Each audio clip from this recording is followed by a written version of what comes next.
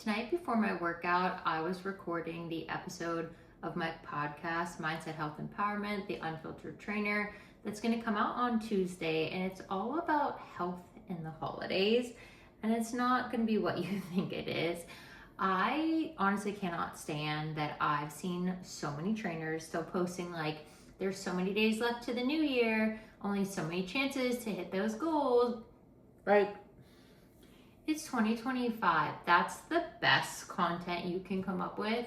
Like shaming people to feel bad and then trying to convince them that they can expedite their results before the end of the year.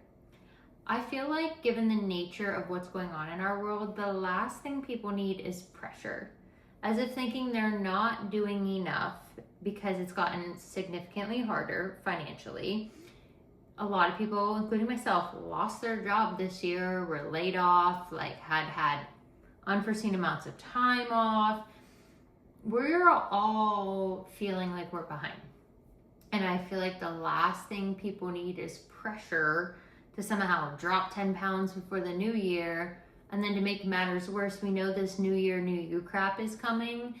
And I feel like we're so advanced in technology and research and have so many resources at our fingertips, and yet there are trainers still posting this gimmicky crap. I addressed it on the podcast this week, and I do that because I think that is horrible. I don't think trainers should be shaming anybody. I don't think that you should be making people feel bad at the holidays, because the holidays for a lot of people are not happy times. There's a lot of grief and loss and financial stress and sadness on top of this glamorized persona of what the holidays look like, because they're nothing that Hallmark depicts. And I just feel like we're doing a disservice in the health and fitness industry, specifically social media people who continue to post things as if there's an end date on your ability to better yourself. So before I share today's workout, this is me giving you permission to do what you need to do that is best for you, and stop having to feel like you are less than because somebody on the internet made it seem like it was so easy to do all of the things.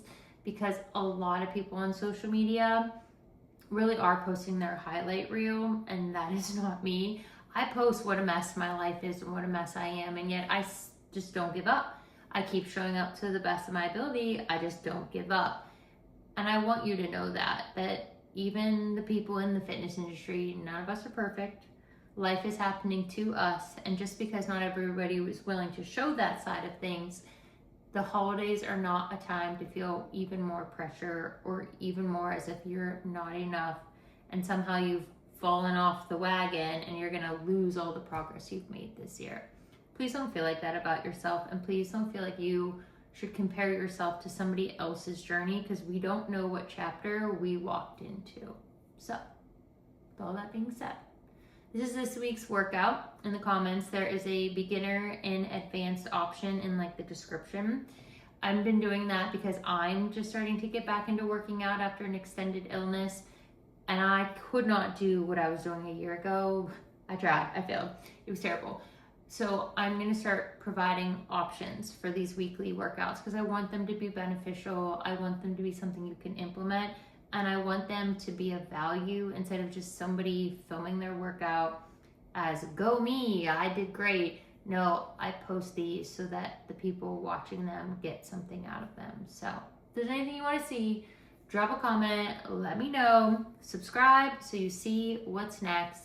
And if anything, this channel will always make you feel better about yourself, because if I can keep doing all of the things in the mess that I am, so can you. And we don't have to do this alone. So here's the workout.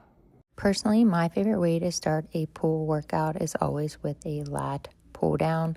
Right now I have access to my apartment gym, so I utilize the cables, really making sure that my back is flat. My scapula, as you can see, is rotating through. I'm making sure that I'm not hunched over, leaning forward. As I'm driving my elbows down, I'm making sure that there is a pause, and then as I go up, I'm slowly releasing.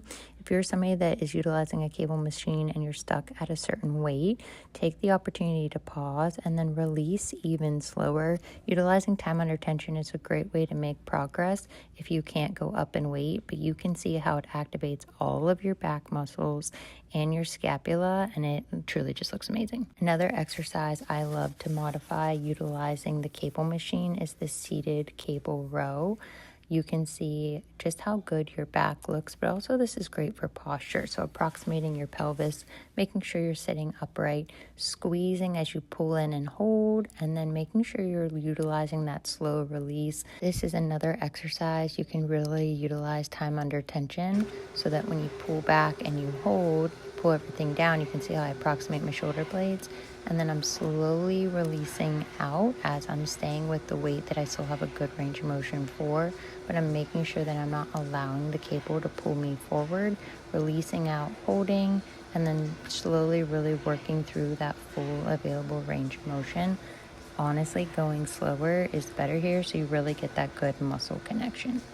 Dumbbell reverse flies, to me, I feel like are so hard because you really have to be careful that you're not swinging your trunk and you're really getting that ability to squeeze your back and open up your chest.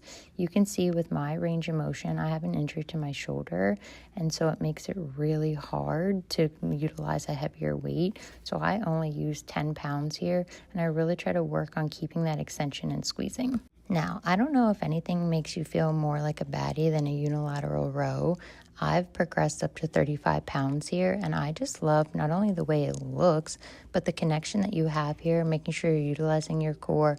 We're pulling up, we're getting that elbow driving nice and high, we're stabilizing ourselves, and then we're able to really make sure that we're getting a good connection on both sides. There is nothing flattering about an incline curl, no matter what angle you use here.